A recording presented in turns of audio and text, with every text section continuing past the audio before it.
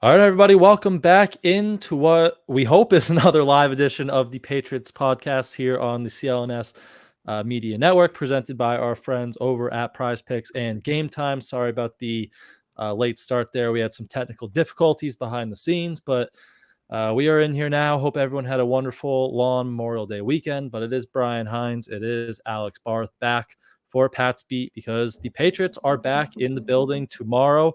As they kick off week 2 of OTAs. They practice Wednesday, Thursday, Friday. Media will be in attendance on Wednesday session for tomorrow. So we'll talk a little bit about that. We'll preview a little bit of that, and then we will get into a little Q&A to wrap this show up. And I'm sure we'll talk about our NBA final bound Celtics as well there. But one small newsworthy item from the past few days was Drake May has signed his rookie contract. So a little anticlimactic. Those deals are slotted in for the most part. We knew what these, money figures were going to be, but always just good to kind of check that box off. So I know, people can start to worry about that as you get later in the summer that hasn't been signed yet. So he is signed. 5 of the 8 rookie draft picks are now under contract. I believe all that's left is Jalen Polk, Caden Wallace, and Layden Robinson. So Drake May under contract. Is he the biggest bargain in the NFL already with that rookie deal? Well, I saw just now. Shout out Miguel from Pat's Cap. Has the 10th highest cap hit on the Patriots, which is kind of crazy until you realize it. Although it is a rookie deal, 3rd overall pick, a much bigger rookie deal than we're used to with the Patriots, and they don't have that many big contracts on the books. So we'll see if he ends up being the biggest bargain, because he's gonna be right there with Caleb Williams and Jane Daniels, right? So. We'll see if he ends up being the biggest bargain, but they got that signed, they got that taken care of. That's always a good thing. You get that out of the way and move on. Get the other 3 guys done. I wouldn't panic. I was getting ready for the whole panic of he was going to not sign until July, and people are going to start freaking out. And does Drake May really not want to be here? But it was like Christian Barmore signed like 2 days before camp his year. It's just the way it happens sometimes. But nope, they got it out of the way. They got it done. 5 down, 3 to go. Gonzalez was pretty late last year too, wasn't he? I think we had some of those like rumblings last year. Like, why hasn't he signed his contract yet? Why hasn't he signed his contract yet? But yeah, those things they're slotted value for the most part, so they tend to figure themselves out. So really, the only thing you're negotiating is what percentage of the signing bonus you're getting up front. That's pretty much it. And then with some players, there is flexibility within a couple $100,000 of guaranteed money. But with a guy like Drake May, that most of the top quarterbacks, like if you're picked in the top 10 as a quarterback, you generally get your full signing bonus up front. So there wasn't that much to negotiate there. Yep. I think it was 4 years. Pelissero, 4 years. 436, I think. 36 million fully guaranteed, 23.4 signing bonus, and then obviously they'll get the 5th year option. Hopefully, we'll pick that one up this time around down the line. So Brian, that begs the question: if you were just handed $23 million, you're 21 years old, you just got handed $23 million, what's the first thing you're buying? If I'm in Foxborough, Massachusetts. Well, he'll be back in North Carolina in a couple weeks. That's true. I was gonna see if he wanted to play a pickleball game after practice tomorrow. Winner gets the signing bonus. I don't know if he'd be up for that. I'd take like 1/100th of the signing bonus for a pickleball game. You can just pick up good food store. Yeah. He can buy us lunch after practice tomorrow or something. That is honestly probably what I'd do. I feel like I take me, a couple buddies, go out to like a really nice steak dinner. Yeah, I think that's probably what I'd do. Go up to Boston, maybe good Italian North End meal.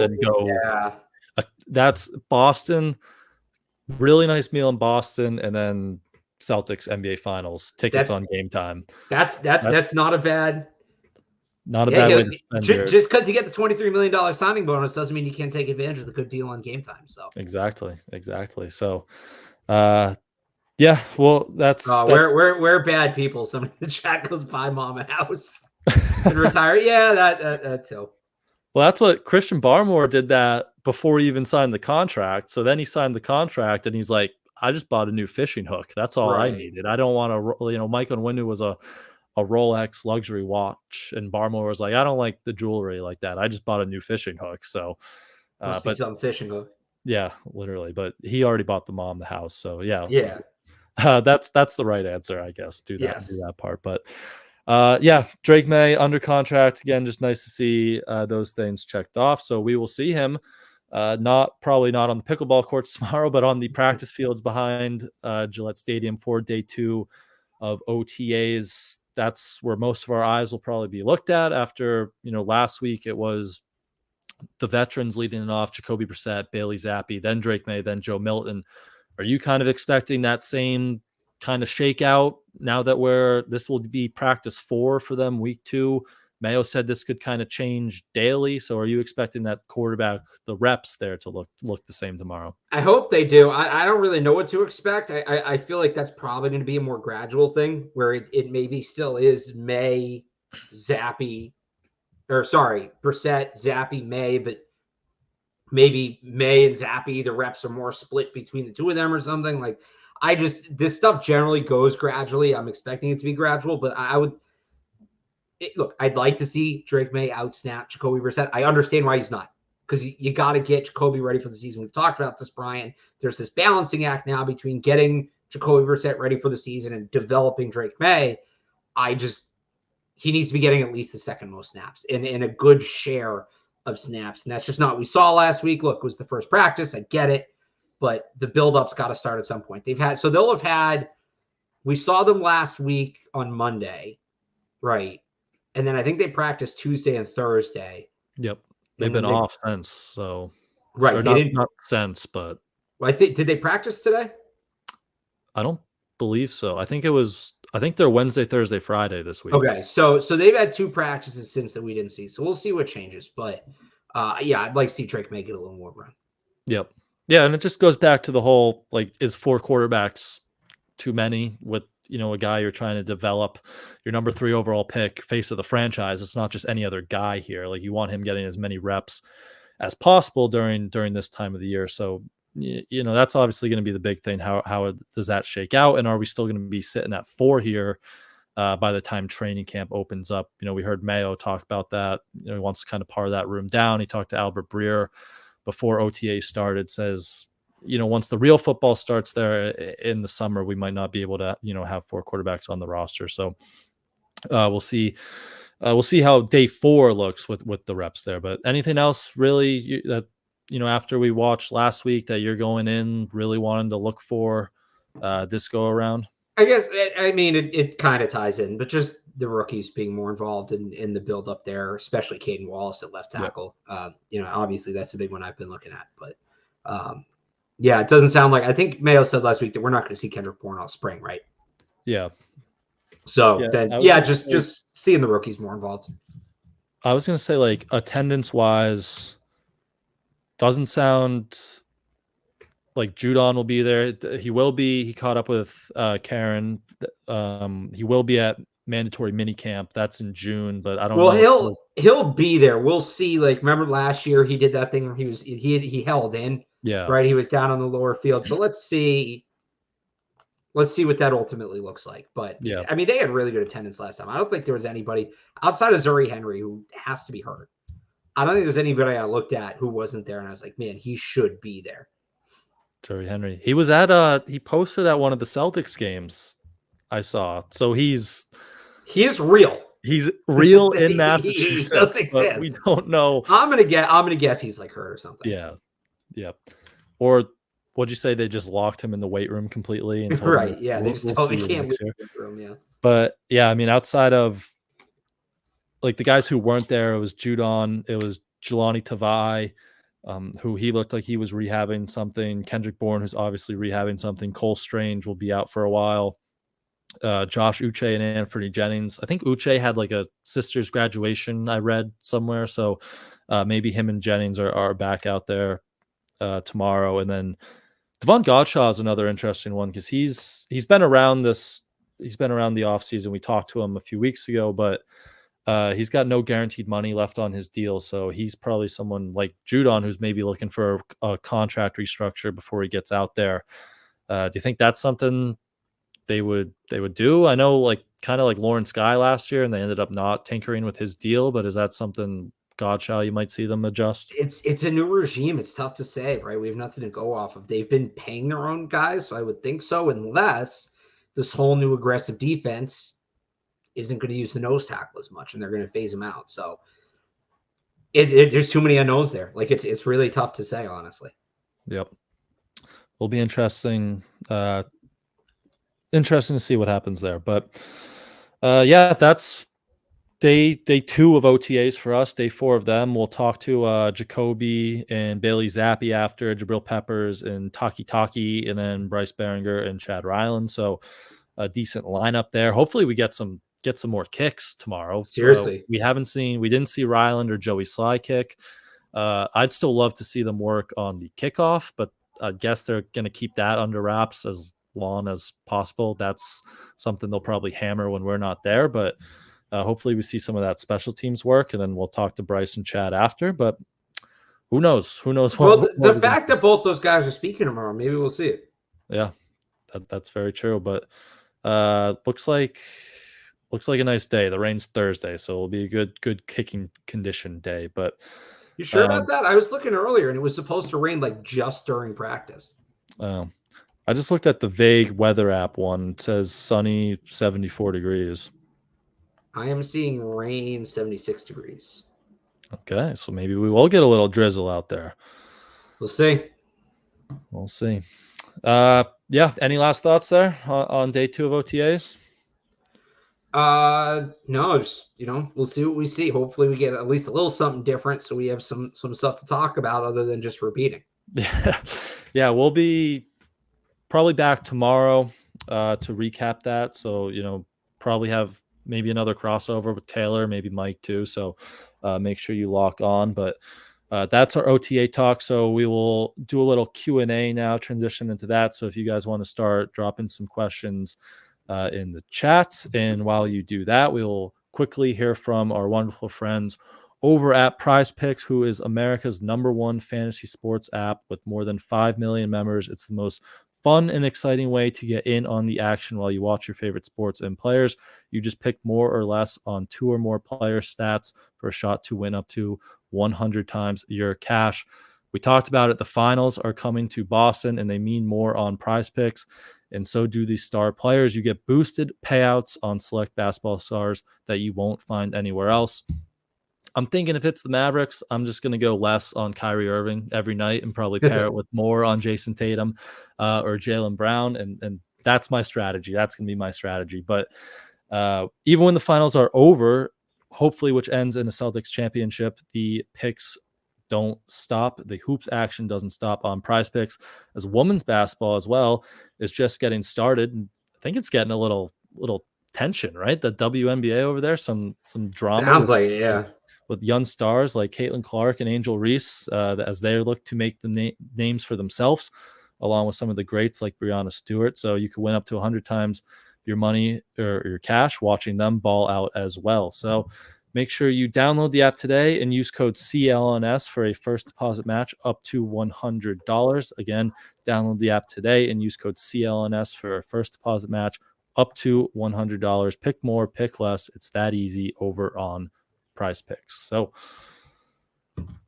see what we got into the chat. Again, if you have any wonderful questions about Patriots, we could even open up to Celtics, Boston sports here.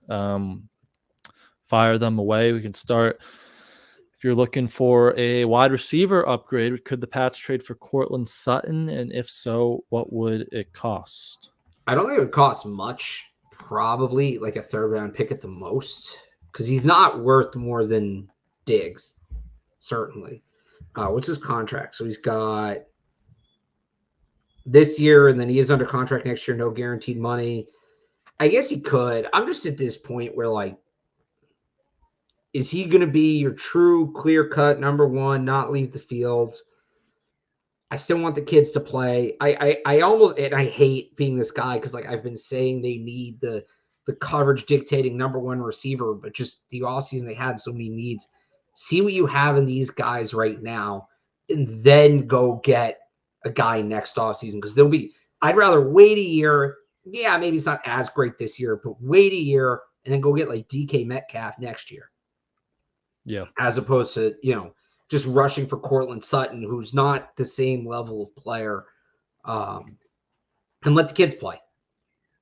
So, I mean, we talk how deep this room is, right? There's 11 guys, and we do say you want that number one to bump everyone down, but is Cortland Sutton really that number one? Like, is he going to get Stephon Diggs for Josh Allen in his prime? Like, no, not really. So just adding another like number two, number three body to that room when you have guy like Javon Baker, who kind of plays that X, who you just drafted in the 4th round. You'd like to see what he can provide you, what Jalen Polk obviously can provide you. So, yeah, I don't think that's really a necessary move. I think probably the 5 or 6 receivers that make this team are out of the 11 that are currently on this roster. Yeah, I'd agree with that.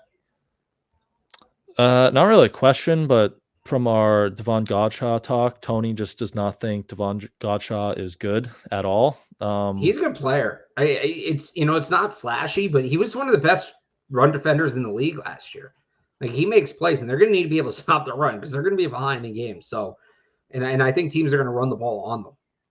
Yeah, it's just not a position that not like, I mean, there's pass rushers like Barmore who can pile up the stats, but when you're kind of like that big two-gapping defensive tackle, you're not going to pile up many statistics, but he does his job very well. We obviously heard Bill Belichick a few years ago say he was the best defensive tackle. Was it best defensive tackle or one of the best defensive tackles in football before he gave him an extension? So I think it was DeMarcus Covington had a lot of praise for him last year. So they like him in the building. He does his job very well and allows some of those other guys to fit into their roles, allows like Christian Barmore to maybe pin his ears back a little bit more. So he's a good fit up front, and they should like, if they plan on compete similar to Judon, if they want to compete this year, they're better with Devon Godshaw up front on that defensive line. Yeah, they should figure out a way to keep him around, but I wouldn't extend. Like, I'd maybe give him a raise. I don't know that I'd extend him. Extend him. What is he? Is he 30? I don't know. I think it's his age 30 season. If he's not 30 yet. Yeah, he'll be 30 in November. Yeah, so it's his age 30 season. So very, like, a year younger than Judon. Very similar situation there. Right. So yeah, maybe not one like a 2-year extension, but maybe just add on some money, some guaranteed money in there. Another rookie, Jaheim Bell. What role? We've talked about that. He's going to have a really maybe specific role in a new offense. What role do you think that's going to look like? And could it lead to him getting snaps at running back as well? I don't think he's going to be like a true running back like Cordero Patterson was, but I think you could see him, like they use Hernandez lining up in the shotgun in a running back position, or some H-back stuff where he's motioning through the backfield, some fullback looks. Like, I don't think he's going to be like a running back on the depth chart, right? I don't think it's like, oh, well, Ramondre Stevenson got hurt. We have Antonio Gibson. We need somebody to take handoffs. Jaheim Bell. No, I don't think you're going to see that. But you could see him in that line. You could see him line up in the backfield a little bit. Yep. Yeah, he's one of those guys you just get the ball in his hands. Kind of like, he got some comparisons to Jonnu right after he got drafted. What Jonnu was supposed to be in New England. Tennessee Titans Jonnu, that the Patriots signed to a big money contract and that never made him were able to use him correctly. So yeah, he's got some ability once he gets the ball in his hands. I think Florida State did some of that. I think Taylor was posting it at like 6:30 this morning. My kid's an animal. Yeah, Jaheim Bell, running back, reps at Florida State last year. So you can go look at that on Taylor's Twitter page. So there is some of that to work off of. But yeah, he's an interesting skill set, good with the ball, good yak ability. So I'm sure he can be moved around a lot in this formation, and they can like find that specific role, as you've talked about, in a new offense as they're establishing a new offense. How we feel about Jalen Polk saying he's winning a Super Bowl and will be an All-Pro? Like the confidence. Yeah, be confident. Don't guarantee anything, but like, you got to be confident in this league. I have no problem with that. None. Yeah. That's what you want out of your receivers, especially, right? And like you might get collaborated. Jaylen Brown said he wanted to win 7 titles by the time he was 25, which means he has to win this one and then win 6 more before like August. But confidence is key, man. I have no problem with confidence. Yep. Absolutely. Offensive line. Yeah, we get this question a ton. Should the Patriots take a flyer on David Bakhtiari? did that come out this weekend that like he did a medical test and was good? I think it was like last week, a couple weeks ago. Look, if he's going to sign for the minimum and come in and you see how he looks physically, I guess whatever. I'm not banking anything on David Bakhtiari. He's played 12 games total in the last 3 years. It's a nagging knee injury for a guy that's well into his 30s. And the reality is he's best friends with Aaron Rodgers, who needs a left tackle in New York. So if he's not joining Rodgers, what does that tell you about the shape he's in? Again, if you want to sign him for the minimum, I get whatever. It's probably as good a use as anything with the 90th roster spot. But David Bakhtiari is not an answer. I've seen people talk about like, oh, he could be the solution. He's not. He's just past his prime. It's over. He's not. He can't stay on the field, and he's not the same player he was when he is on the field. Yeah. We've talked a lot about like signing a veteran or two, like the week before training camp. I think we were talking about like J.C. Jackson or one of those corners. So maybe like that, if you want to bring him in for cheap, sure. Like if it doesn't work, you were still going to start Chuks Okorafor or Caden Wallace at left tackle anyway. Or if Bakhtiari shows you something, like great, maybe upgrade at that position. But if you're banking on it and relying on this guy who, again, started 12, 13 games over the last 3 years with a serious knee injury, then it's probably not going to end well. But maybe just feels very Jared Veldheer-ish to me. And like, I wouldn't expect him to make the roster. If they're going to sign somebody, I think it's a guard. Whether it's a guy like Justin Pugh, who played for Ben McAdoo in New York, or Mark Lewinsky, or Trey Turner. Like there's some like serviceable guards out there. With Cole Strange's injury, there aren't the tackles that can play on teams. There are not enough tackles. There are not 64 starting caliber tackles out there. So if somebody can legitimately play, even if it's not a high level, if they can play, they're signed at this point. Yep. Right. We just did this with, I said Jared Veldheer. That was a bad example. It feels a lot more like Riley Reef. Yeah. Like he was done. You could tell he was done, and they brought him in. They should have just brought him in to see whether or not he was done, like confirm it. But he was clearly done. And would you look at that? He barely played. He couldn't. Yep. Did he ever officially retire, Riley Reef? I don't think so. He's just chilling out there, hanging, hoping somebody gets enough injuries. Good for him. He made like $5 million last year for playing one game. So like, good for him, man. But same type of thing here. Like Donovan Smith, like I know he's played more, but he was a holding penalty machine the last few years. If it's between Bakhtiari and Smith, I'd probably go with Smith. He's a little younger. He doesn't have the injury history, but he was slowing down last year. Like you could tell it was starting to fade, and I don't think he's bouncing back. Put it that way. Yep. About the younger guys, we've heard a lot how they're kind of expecting them to take a leap, especially on defense. So if you had to pick a player, biggest year 2 or 3 leap, so one of the 2023 or 2022 draftees, who's kind of your pick there? Yeah, I mean, Christian Gonzalez is like the easy pick. I don't know if that counts because he didn't really play last year. I'm still buying Keon White. I'm still buying him on being a factor, and especially if they're going to play more aggressive, I think that fits his style. He can move around the line a little bit. I just don't think he's a guy if utilized correctly can make a difference. So I'm going Keon White. Yep. I like that. I don't know. Can I go Chad Ryland? Well, we said this the other day. Yep. I think we got asked this the other day about like biggest surprise from last year's rookie class. And I said, Chad, however you want to qualify Chad Ryland as a surprise, but it's either going to be really good or really bad again. And he's probably, I'll tell you, man, Jake is right there in the rear view. Oh yeah. Yep. That's why I want to see him. I want to see him kick. I want to see how it's looking. It looks like he posted a few things, or Nick Novak, the former kicker who now does a bunch of camps out in San Diego and in California. He was working with Ryland, and he was posting some stuff, and it looked like he kind of changed up like his setup and his technique. So we'll see if that makes a difference. I'm gonna try to ask him about it tomorrow to see if it will actually was a change or if I'm just losing my mind over, Instagram workout videos. But it is if you're going to do it, this is the time of year to do it. Exactly. So who knows? Maybe fresh start, new coaches. Jeremy Sprainer, seemed like a big fan of him. So maybe that's a good mental reset. And then if he changes up some of the forms, like who knows? Maybe it works out. He got us Drake May. He did his job last year, and now he's going to be a really good kicker. Maybe we'll see. Younger guy, Sam Roberts, make the roster or more of a practice squad. He was like he made it last year. He was like I think he was like on and off. Yeah, he plays some special teams. They're really loaded on the defensive line. And they brought Jeremiah Farms back. They brought Armand Watts. They signed Armand Watts. Like, these are guys that are similar. I think he's probably more of a practice squad player. I think he's probably more on the outside. It doesn't mean he can't make the roster. He's definitely on the outside looking in. Yep. Yeah, he's always had some intriguing flashes in camp in the preseason, but it is a deep spot for them. So he's never really got extensive time in the regular season. So we'll see what happens there.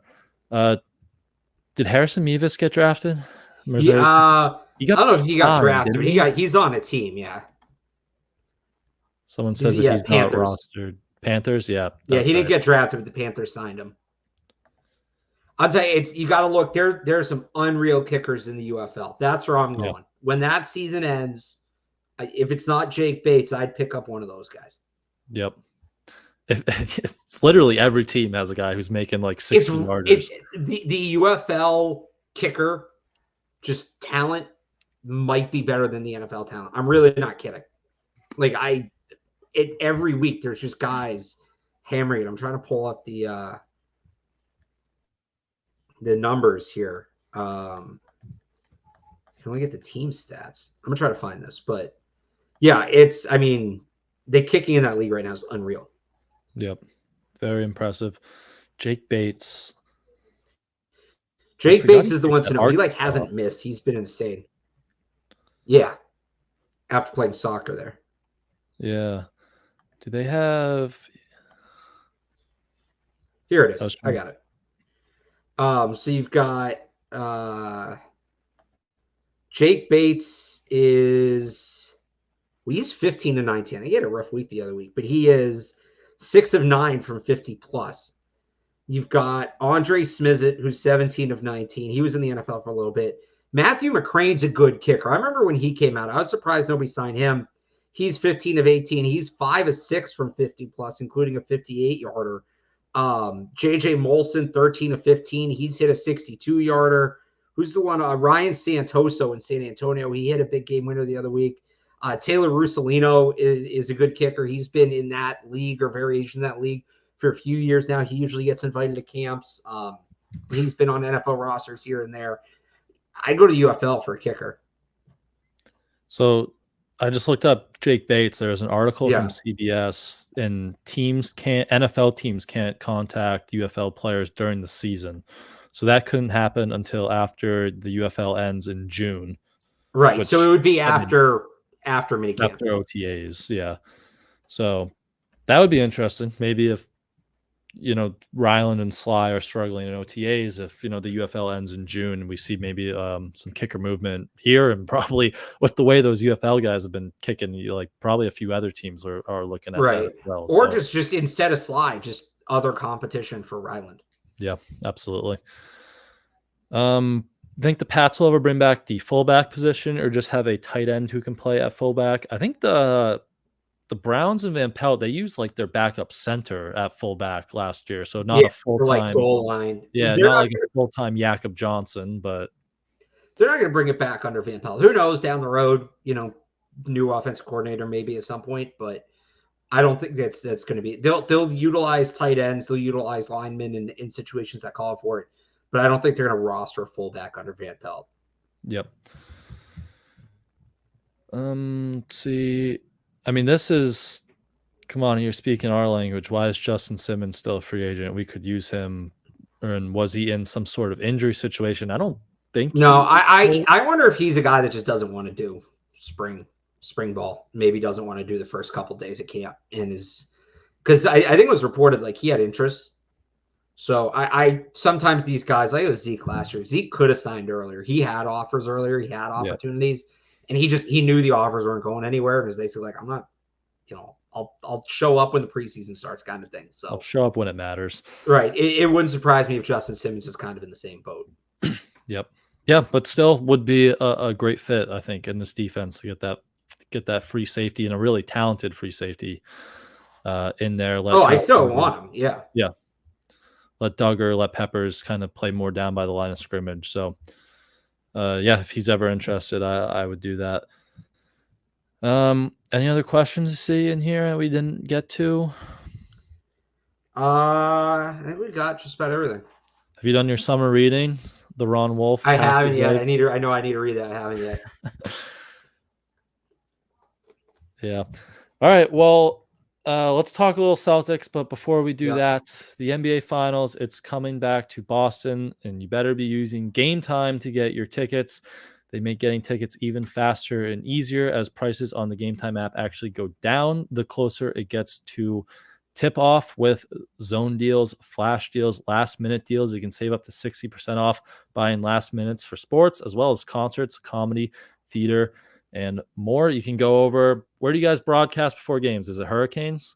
It's usually Hurricanes. Yeah. Hurricanes. You can go have a couple drinks at Hurricanes, listen to Barth talk Celtics, and then go on Game Time app and, right there, last minute, 60% off.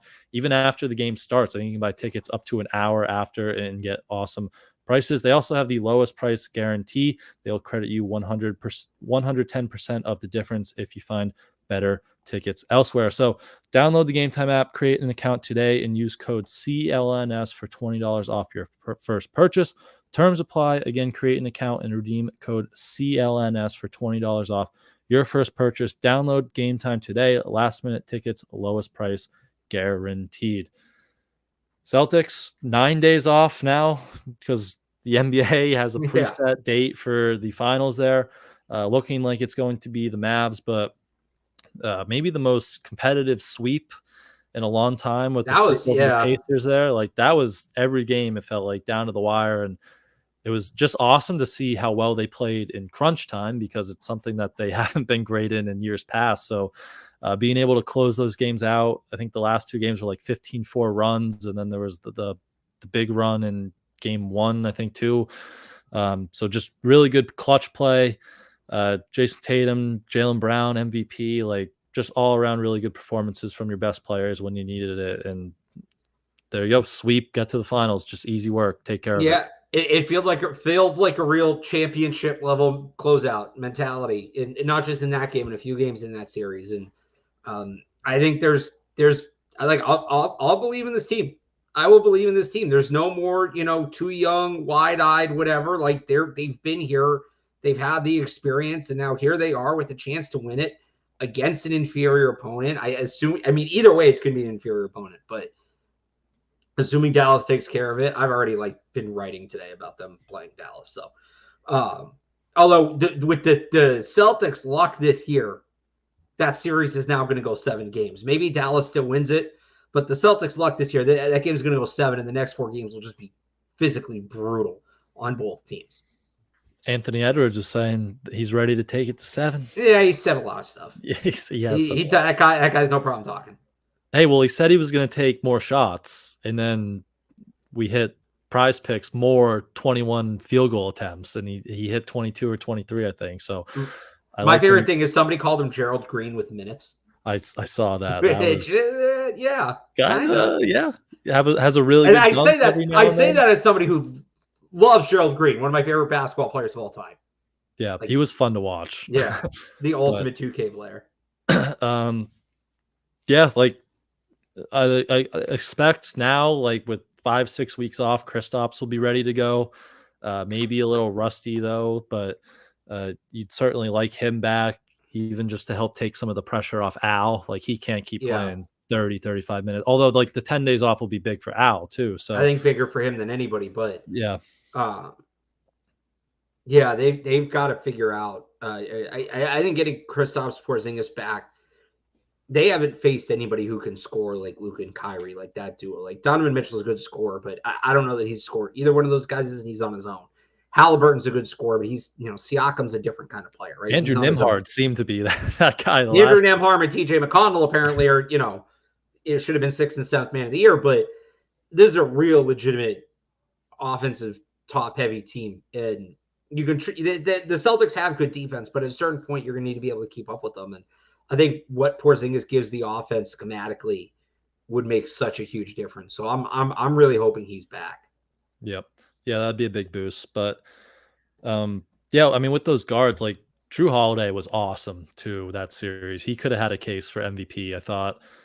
Derek White, obviously, defensively, then hits another big 3-point game winner on the same day as the one last year. So those two guys are going to be big. I'd assume. Would you say they draw the matchup, Luka and Kyrie, most off? I mean, you can put Tatum and Brown on them, but no, I think it's got to be White and Holiday. However you want to, mix and match that. I'd probably put Holiday on Kyrie, just more experienced. But I think that's the matchup, and you're sending guys with help. The one thing about the Mavericks, they're not very deep. They don't have a ton after those top two, and the Celtics are obviously the deepest team in the league. So I think that's something they have to take advantage of. Yep. And hopefully it's a Sam Hauser series. It wasn't at all. Yeah, he's got to remember how to shoot the basketball. Yeah. And if not, they need to get him off the floor. Because he's out there to shoot threes. He doesn't defend. He can't really dribble. He's not much of a passer. He's not great at going to the basket.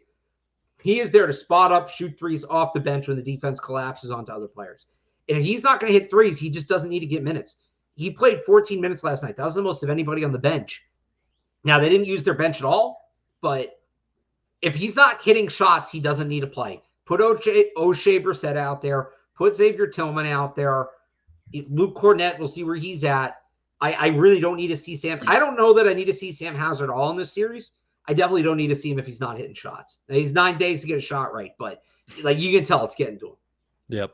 I mean, JJ Redick kept talking about how sometimes it's just not a player's series based off how the other team plays. So hopefully it was just kind of that, and would maybe I don't know. I forget his reason. Maybe it was because of Indiana's just how fast they play.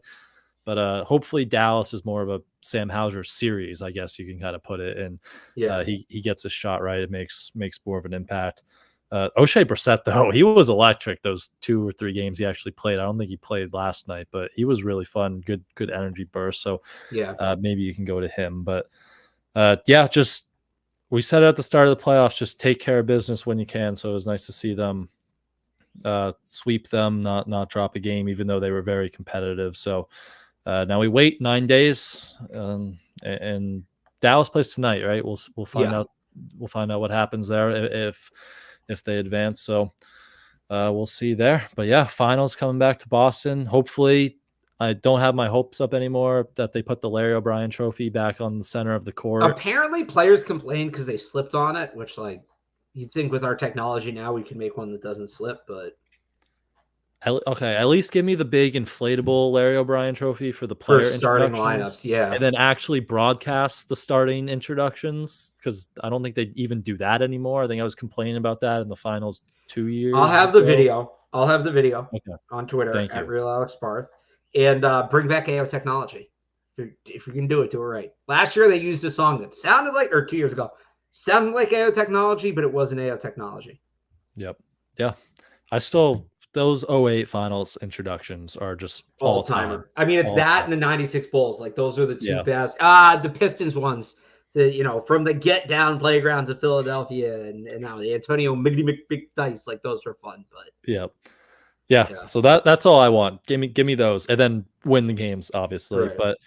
But any quick Red Sox thoughts? I know we said last week they had a good stretch here, or coming up against some good opponents. We want to see at least a game or two above 500. They went 1-3 for the first 4. They're up 2-0 right now though over Baltimore. So just kind of that same let's see what you got here. They are the most perpetually 500 team of all time. That's just what they are. They're in everything. You look at all their rankings. They're middle of the pack in everything. They're a 500 team. They're a 500 team in all their splits except for Sundays. They're not on Sundays. It's just they are. They're an average, very vanilla baseball team. Yep.